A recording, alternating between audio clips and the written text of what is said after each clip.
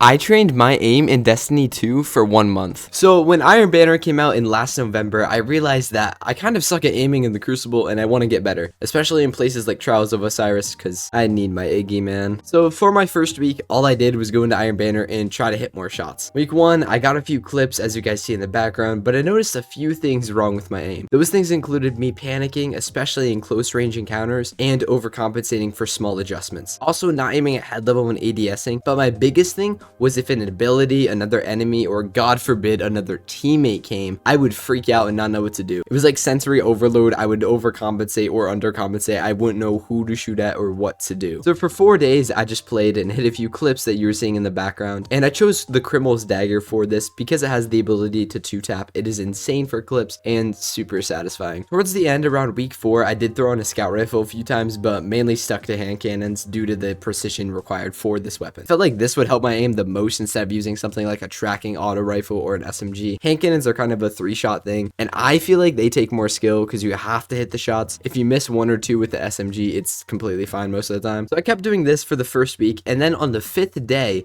I was on Steam and saw a game I haven't played in forever, Kovacs. If you don't know what Kovacs is an aim trainer for multiple games. I decided I was going to do the grid shot 3x3 since it was for micro adjustments rather than the larger ones, and that is my issue, so that's what I decided to go with. The background is my first ever recorded score of it too. It wasn't too good, I'm not gonna lie, but this is gonna be my benchmark score for the rest of the improvement. For day 5 through 7, I did this periodically after I got off or some other random time. But then at the start of week 2, something in my brain clicked and I decided to actually warm up with Kovacs instead until I felt comfortable. I also found this ski tracking session that I was able to implement into the mix as well, and this is my benchmark of that map. I warmed up with this until I felt confident with my aim, and then I hopped back in Iron Banner for week 2. For the first 3 days, I felt great. I even hit a new high score on Kovacs, and then I hit a plateau. My aim somehow got worse. For the next 3 to 4 days, my aim was worse, and despite my aim training and playing, it kept declining. Felt the overcompensation adjustments coming back and felt off in the end. So after the end of week 2, going into the beginning of week 3, I took a little bit off, and this was the first week Trials was back. But once I got through this though, I did not train my aim for the start of week 3, and coming back to it, I felt great. I even hit one of my best Adagio 2-tech clips ever in this week here on screen.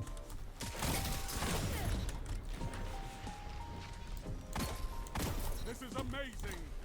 Double down.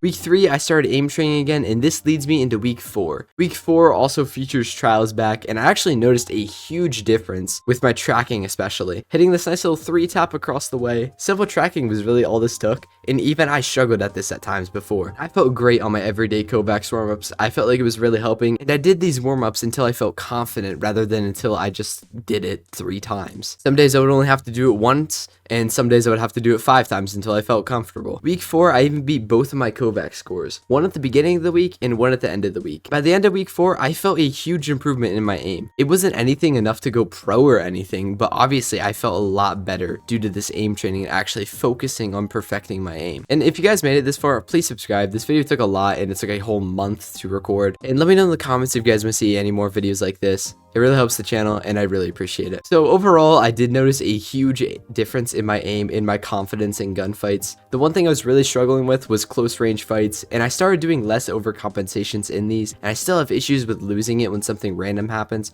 but I think that'll come with more time. I'm better in close range fights, and overall, it definitely helped me. It was definitely worth it. If you guys want to improve your aim, I highly recommend copying some of what I did. Obviously, this was not a rigorous routine, but it did help a lot. I think if you guys implement more aim training and way more playtime, I think you'll see it transfer a lot better and a lot quicker than I did. I would say that my aim got at least 10 to 20% better by the time this was over. Do highly recommend hand cannons and scout rifles as they are the most aim dependent, and you can clearly see how many shots you are missing with them. So thank you guys so much for watching.